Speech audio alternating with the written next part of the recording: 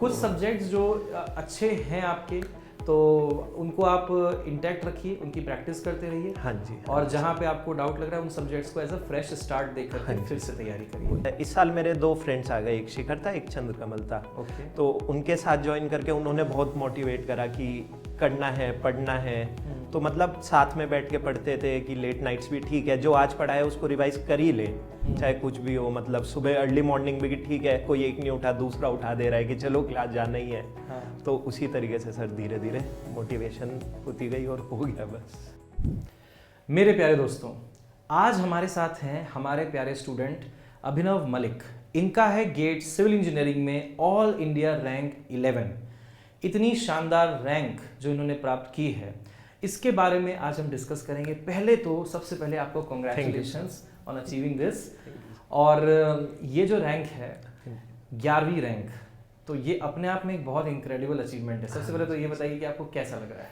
हाँ सर, काफ़ी ओवरवेल्म लग रहा था अभी, मतलब बिल्कुल अनबिलीवेबल। हाँ वही उसी टाइप की फीलिंग है सर। बहुत बढ़िया। हाँ जी। अच्छा, तो आपने थोड़ा मेरे को शुरू से बताइए कि आपकी जर्नी में आपका बैकग्राउंड क्या रहा? मेरे जो पापा हैं और मेरे मामा, वे दोनों सिविल इंजीनियरिंग बैकग्राउंड ही है। मतलब मेरे पापा गवर्नमेंट एम्प्लॉय है सिविल इंजीनियरिंग में। ओके। बेसिकली उन्हीं से, जैसे मैं 1-2 बार उनके ब्रिजेस पे गया, रोड्स पे गया, तो मैं उससे फैसिनेटिंग कह लो कुछ भी, कि मुझे इसी फील्ड में जाना है, सिविल में आगे जाना है। तो मैंने वहीं से सिविल ली और उसके बाद आगे कंटिन्यू करा, बीटेक JSS नोएडा से सर।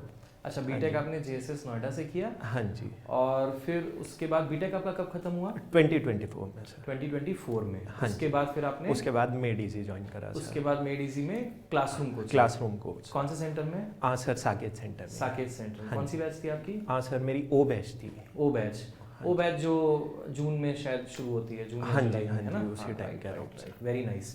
तो ये आपने 2024-2025 में किया था? हाँ, और उसके बाद नेक्स्ट ईयर दोबारा ज्वाइन करा था मैंने। अच्छा, नेक्स्ट ईयर फिर से ज्वाइन किए थे? हाँ जी, हाँ जी। और फिर नेक्स्ट ईयर कौन सी बैच थी? हाँ सर, नेक्स्ट ईयर भी मेरे ख्याल से इसी के आसपास MM समथिंग बैच थी, क्योंकि वो एक चेंज हुई थी बैच। अच्छा, एक ही चेंज हुआ था? हाँ, मतलब वो राइट। चलो, बहुत बढ़िया। हाँ जी सर। तो मेड इजी का आपका जो क्लासरूम का सफ़र है, तो इसके बारे में थोड़ा सा बताइए। सर, काफ़ी अच्छी जर्नी रही। मतलब मेरे ख्याल से इंडिया में बेस्ट टीचर्स आपको मेड इजी में मिल ही जाते हैं, और इतने सपोर्टिव रहते हैं कि मतलब बेसिकली जैसा था कि मैं जब प्रीवियस ईयर ज्वाइन करा था मैंने, तो मैं यहाँ पे रहता भी अकेला था, तो खाली टीचर्स की मोटिवेशन, घर वालों की मोटिवेशन, उसी से काम था।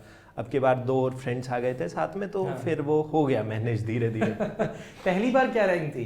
पहली बार सर मेरी रैंक अराउंड 2500 के अराउंड आई थी। 2500। तो देखिए, ये एक बहुत इंपॉर्टेंट लेसन है उन सभी के लिए जो लोग एक बार में, अगर जिनकी ना, कई ऐसे स्टूडेंट होते हैं जिनकी रैंक ना 2000-2500 के ऊपर आती है, उसके बाद वो लोग ये बिलीव कर लेते हैं कि अब वो शायद कर ही नहीं सकते, या वो ये सपना ही नहीं देख पाते कि ये अंडर 10 रैंक ला भी सकते हैं।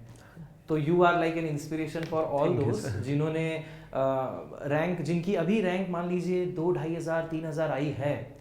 तो ये एक बहुत इंपॉर्टेंट लेसन है आप सभी के लिए। आप लोग पढ़ते रहिए। देखिए, जैसे अभिनव ने दोबारा से फिर से शुरुआत की, मैं इसके बारे में एक जानना चाहूँगा कि जब जैसे कोई ना दोबारा से शुरुआत करता है, हाँ जी सर, तो आपने वहाँ से शुरुआत की जहाँ से पहले ख़त्म किया, या आपने इसको एज अ फ्रेश स्टार्ट देखा? सर दोनों ही तरीके से था। जैसे कुछ सब्जेक्ट्स मेरे कंप्लीट हो गए थे प्रीवियस ईयर में, कि इनको मैं खाली रिवाइज करना है, बीच बीच में रिवाइज करता रहूं। कुछ सब्जेक्ट्स थे जिनको मुझे ऑलमोस्ट दोबारा ही पूरा कवर अप करना पड़ा। ओके। इस तरीके से दोनों तरीके से कंबाइन करके। तो कुछ सब्जेक्ट्स जो अच्छे हैं आपके, तो उनको आप इंटैक्ट रखिए, उनकी प्रैक्टिस करते रहिए। हाँ जी। और जहाँ पे आपको डाउट लग रहा है उन सब्जेक्ट्स को एज अ फ्रेश स्टार्ट देकर हाँ फिर से तैयारी करिए। बहुत शानदार। हाँ। तो अभी ये बताइए कि आपकी इस पूरी की पूरी जर्नी में आपके जब पहली बार जैसे रैंक आया था, तो उसके बाद आपको क्या लगा कि मैं दूसरा अटेम्प्ट देता हूँ और शायद मेरा अच्छा रैंक आ जाए? हाँ सर, ये पापा की मोटिवेशन थी मेन तो मेरे, कि मैंने मतलब फर्स्ट अटेम्प्ट दिया, तो उनका मतलब मेन है सिंपल, कि उनको मेरी रैंक वैंक या नंबरों से ज़्यादा वो नहीं है। उनका ये है कि तुम एक अच्छे नागरिक बनो पहले, आगे जो होगा देखा जाएगा, बाकी पढ़ते रहो अपना, अपनी साइड से। मतलब एफर्ट्स में कमी नहीं होनी चाहिए, एफर्ट्स कंप्लीट रखो, बस वही है। सोच है। हाँ जी, अपनी तरफ से एक अच्छा इंसान बन जाइए। हाँ जी, और फिर चीज़ें अपने आप हो ही जाएंगी, कुछ ना कुछ हो ही जाएगा। अच्छा, बहुत बढ़िया, बहुत हाँ बढ़िया। ये बहुत बढ़िया आपकी सीख आपके फादर ने दी है। आपके पापा मम्मी को भी हमारी तरफ से बहुत बहुत बधाइयाँ। और मतलब इसने बहुत अच्छा रैंक हासिल किया है। It's a very proud moment for all of us in मेडिजी ऑल्सो। अब ये बताइए कि आपके कुछ ऐसे ही, अब कुछ ऐसे फन बात करते हैं, तो ये बताइए कुछ आपके फेवरेट सब्जेक्ट्स कौन कौन से थे? फेवरेट सब्जेक्ट सर मुझे एक सॉयल अच्छा लगता था, मैथ्स भी अच्छा लगता था, और बेसिकली मतलब रीजनिंग तो सब करते ही हैं, वो तो मज़े आते ही हैं उसमें करने में। हाँ। और बेसिकली मुझे थोड़ा हल्का सा हार्ड हाइड्रो लगता था, लेकिन वो भी सर ने पढ़ाया तो वो काफ़ी इजी लगने लग गया था एंड तक जाते जाते। ओके। यही बाकी सारे और भी, इन्वायरमेंट भी एक अच्छा सब्जेक्ट था वो भी, मतलब सब कंबाइंड ही थे सर। बहुत बढ़िया, हाँ बहुत जी। बढ़िया। और अब ये बताइए कि अभी आपका आगे का प्लान क्या है? देखिए जैसे अभी यहाँ से you can get the best IIT, you can go into PSU also. हाँ जी सर। अभी या तो आप ESC की तैयारी कर रहे होंगे या PSU का सोच रहे होंगे, तो अभी क्या प्लान है हाँ आपका? सर, अभी मेरा प्लान है कि मैं बेसिकली IIT रुड़की से MTech की सोच रहा हूँ स्ट्रक्चर में।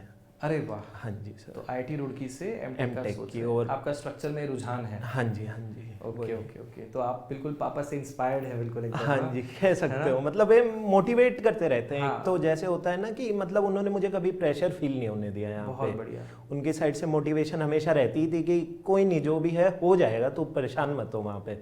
पेरेंट्स सपोर्टिव रहते हैं ना यार, तो जिंदगी एकदम हाँ, वो बहुत आसान हो लगता है, जाती तुम्हें सब्जेक्ट्स का प्रेशर नहीं लगेगा, ठीक है। पेरेंट्स का बैकग्राउंड से सपोर्ट बहुत ज़रूरी है, वो चीज़ ये तो ज़रूरी है, एक मेंटल सपोर्ट मिलता रहता है। हाँ जी सर। तो फिर उसके बाद आप रिसर्च लेवल वगैरह में भी जाना चाहते हो उसके बाद? हाँ सर, और PSUs भी है मतलब मेरे में कि ठीक है, PSUs में भी ट्राई करेंगे, जैसे भी होगा वो। हाँ, ये लाइफ इज इटरेटिव है ना। हाँ जी, इटरेशन कर जैसे करके भी होता देखेंगे, है। जहाँ पे जो रास्ता बन पड़ा हाँ वो जी, हाँ लेंगे। जी बहुत सर। बढ़िया।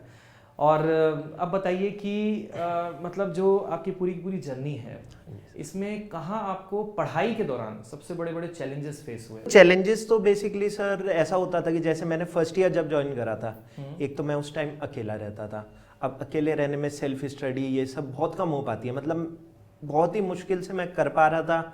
उसके बाद कुछ बैकलॉग इकट्ठा हुआ, ये सब, तो वो बहुत एंड में जाके वो हो जाता है। तो फिर मतलब जैसे पापा ही मुझे मोटिवेट करते रहते थे, तो उस चक्कर में धीरे धीरे हो जाता था। इस साल मेरे 2 फ्रेंड्स आ गए, एक शिखर था, एक चंद्रकमल था।